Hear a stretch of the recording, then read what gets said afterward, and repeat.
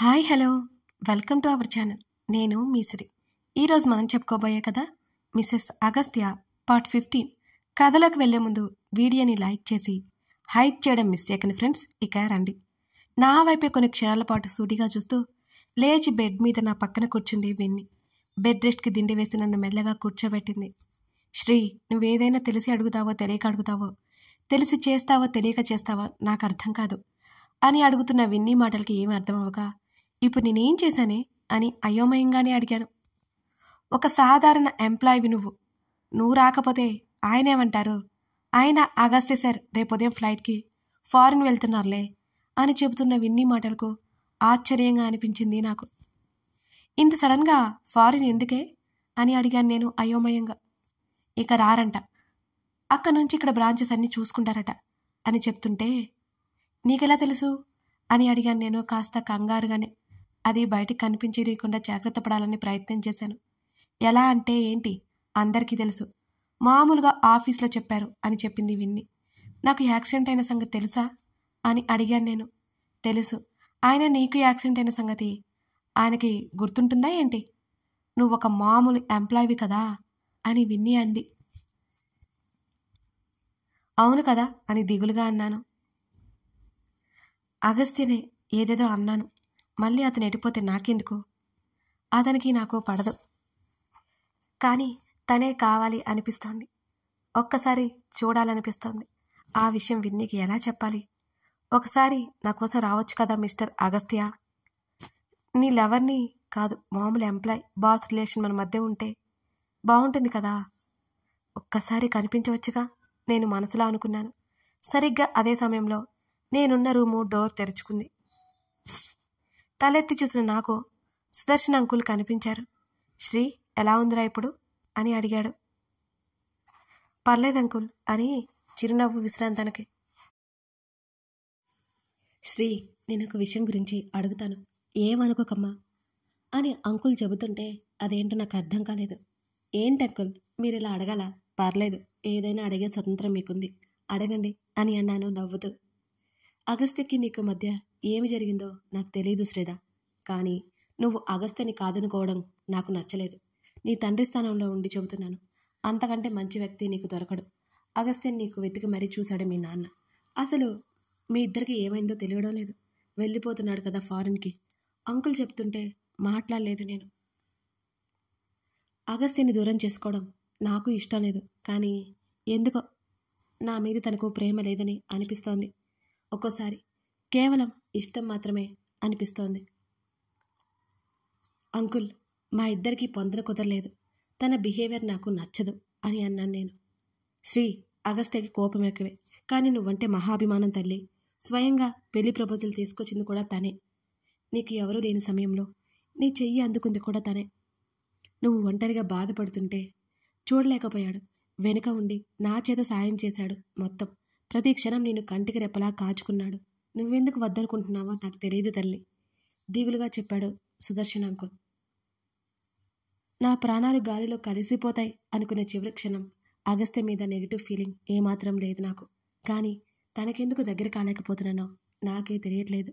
బహుశా నన్ను అవమానించాడని అదేనేమో తెలియట్లేదు నాకే. విన్నీ మమ్మల్ని ఆశ్చర్యంగా చూస్తుంది. శ్రీ, ఏంటి నువ్వు చేస్తున్నది? నీకు సరికి అసలు పడదు అంటావుగా. సరికి నువ్వంటే ఇష్టమని నేను మొత్తుకుంటుంటే నా మాట వినడం లేదు నువ్వు అని గట్టిగా చెప్పింది విన్ని. అంకుల్, నేను తనని నమ్మలేకపోతున్నాను. ఎవరితో చెప్పుకోవాలో అర్థం కాలేదు, కానీ మీతో ఇప్పుడు చెప్పుకుంటున్నాను. ఒకరోజు అర్ధరాత్రి నా మానాన్ని నన్ను వదిలేశాడు. నన్ను ఎన్నెన్నో అన్నాడు. నా మీద నమ్మకమే లేదు తనకి. తన మీద కోపంతో నేను వస్తుంటే కనీసం రాత్రి ఉండమని కూడా మాట్లాడలేదు అని కన్నీళ్లతోనే చెప్పాను నేను. ఆ సంఘటన నా హృదయంలో బాగా నాటుకుపోయింది. అంత వేదన చెందాను నేను. పిచ్చిముఖం అని వెంటనే తిట్టింది విన్నీ నన్ను. అంకుల్, నేను విన్నీ వైపు చూశాను. ఆ రోజంతా నీతోనే సరికదా ఉంది. అర్ధరాత్రి ఇంటికి వచ్చి జ్వరంతో మూలుగుతుంటే 2 రోజులు నీతోనే ఉన్నారు సార్. నీకు జ్వరం తగ్గిన తర్వాత నన్ను పిలిచారు. అప్పటి వరకు నీ దగ్గర ఉంది నేను కాదు సార్ అని గట్టిగా అరిచింది విన్నీ. విన్నీ మాటలు విన్న తర్వాత ఆశ్చర్యంగా చూస్తాను తన వైపు. అంటే ఆ రోజు నిజంగానే అగస్త్య వచ్చాడా? అయితే నేను కలగనలేదన్నమాట.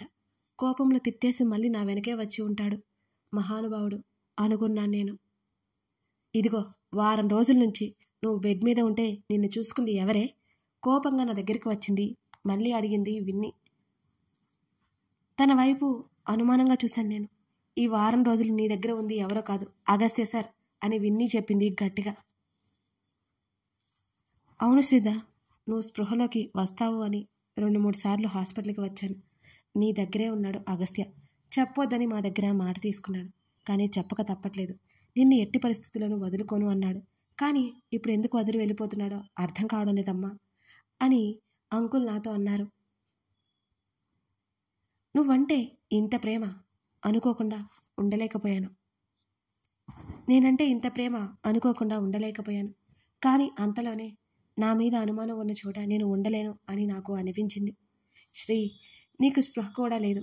యాక్సిడెంట్ అయ్యి రక్తం పోతుంది. అంబులెన్స్లోకి నీతో పాటు నేను ఎక్కాను. వెంటనే సరికి కాల్ చేసి విషయం చెప్పాను. నాకైతే నిన్ను ఆ పరిస్థితుల్లో చూసి కాళ్ళు చేతులు ఆడలేదు. హుటాహుటిన హాస్పిటల్కి బయలుదేరారు సార్. నువ్వు ఏమన్నావో తెలుసా? I miss you Agastya. Daddy జాగ్రత్త. ఇదే నువ్వు పలికింది. ప్రాణాలు పోయే ముందు కూడా సార్ని తలుచుకున్నావు నువ్వు. అంటే నీకు సార్ అంటే ఎంత ప్రేమో నాకు అర్థమైపోయింది. నిన్ను బ్రతికించుకోవడానికి రాత్రి పగలు తేడా లేకుండా నీతోనే ఉన్నాడు. 24 గంటలు గడిచే వరకు డాక్టర్స్ ఏమి చెప్పలేమంటే పెద్ద పెద్ద డాక్టర్ని పిలిపించి నీకు ట్రీట్మెంట్ ఇప్పించాడు.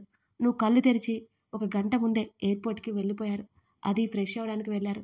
మళ్ళీ వస్తాను అని చెప్పారు. ఇక రాలేదు. ఏం జరిగిందో ఏమో.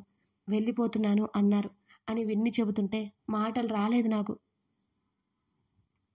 గొంతు తడారిపోయినట్లు అనిపించింది నాకు. నా మీద ప్రేమ ఉందని ప్రతిక్షణం ప్రూవ్ చేసుకుంటూనే ఉంటాడు. మరి మరి ట్రీట్మెంట్కి మీ హస్బెండ్ హెల్ప్ చేశారన్నావు? వణికే గొంతుతో అడిగాను నేను. అవును, నేనే కట్టించాను. వంశీ చేసిన దానికి ఆ మాత్రం హెల్ప్ చేయడంలో తప్పులేదులే అని విన్ని ఏడుస్తూ అంది. వంశీ అని అయోమయంగా చూశాను నేను విన్నీ వైపు. అవును, వంశీ నా హస్బెండ్. విన్నీ చెప్పగానే నేనైతే పిచ్చ షాక్ అయిపోయాను. వంశీ ఎవరో కాదు, అగస్త్య సర్కి తమ్ముడు వరుస అవుతాడు, బెస్ట్ ఫ్రెండ్ అని విన్నీ చెప్తున్నా. ఒక్కొక్క మాట వింటుంటే బుర్ర బద్దలైపోయింది నాకు. విన్నీ నాకేం అర్థం కావడం లేదు. తల పట్టుకొని చూశాను నేను తన వంక. వెంటనే తేరుకొని నాకు మంచినీళ్ళు తాగించింది విన్నీ. నువ్వేం టెన్షన్ పడుకో అని అంటూ నన్ను సముదాయించింది. ఈ విషయాలు ఏమీ తెలియని సుదర్శన్ అంకుల్కి ఏమీ అర్థం కాలేదు. అయోమయంగా చూస్తున్నారు అంకుల్ మా వైపే. అసలేం జరిగిందో విన్ని చెబుతుంటే కళ్ళు తిరిగిపోయాయి నాకు. వంశీ గురించి మొత్తం చెప్పింది విన్ని. నేను ఇక్కడ ఉన్నాను అని ఎలా తెలుసు అని తడబాటుగా అడిగాను నేను. మామూలుగా నా ఫ్రెండ్ అని నిన్ను చూడ్డానికి ఇక్కడికి తీసుకొచ్చాను. అప్పుడు నువ్వు ఎవరో అర్థమయ్యి జరిగిందంతా చెప్పాడు. అప్పటికే అగస్త్య సార్ ఇంటికి వెళ్ళిపోయారు.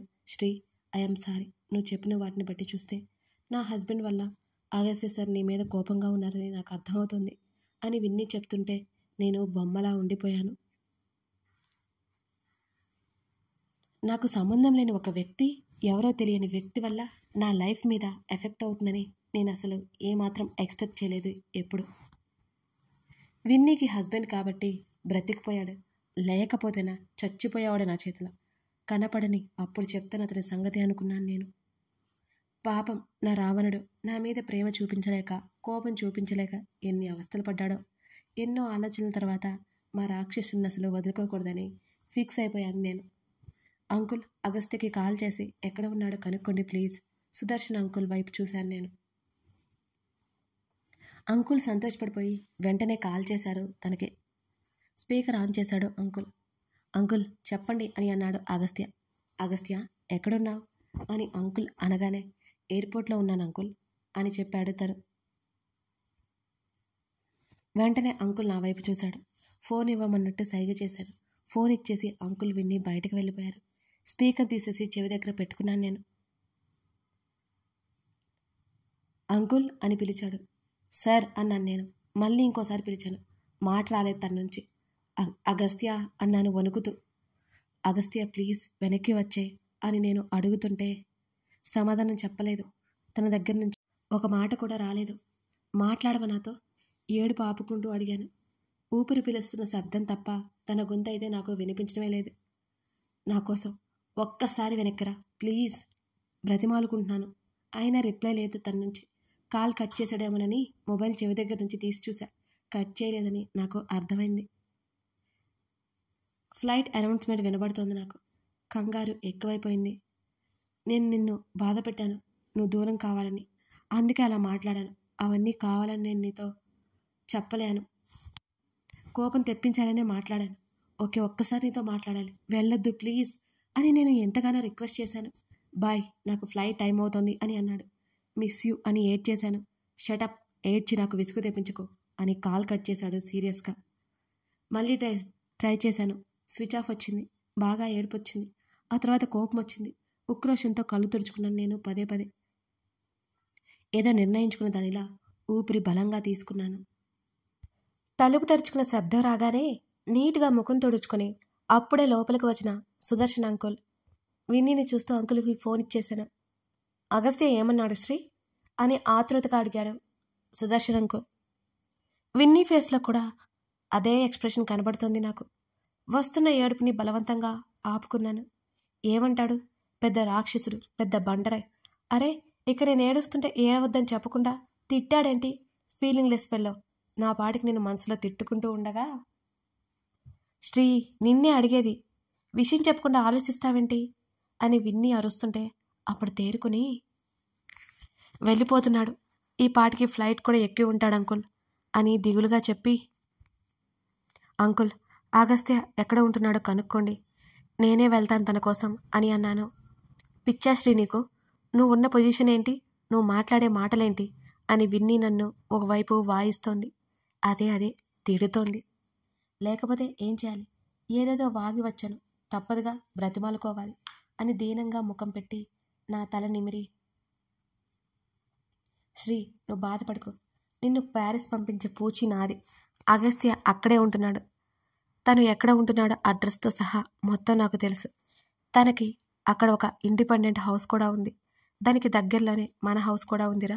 నిన్ను అక్కడికి పంపించి ఏర్పాటు చేస్తాను. కానీ ఇప్పుడే కాదు, నీకు కనీసం వారం రోజులైనా రెస్ట్ కావాలి అని అన్నారు సుదర్శన్ అంకుల్.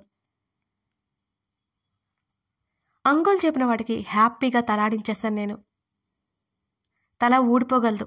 సెటర్ వేసింది విన్నీ నా ఊపిడికి.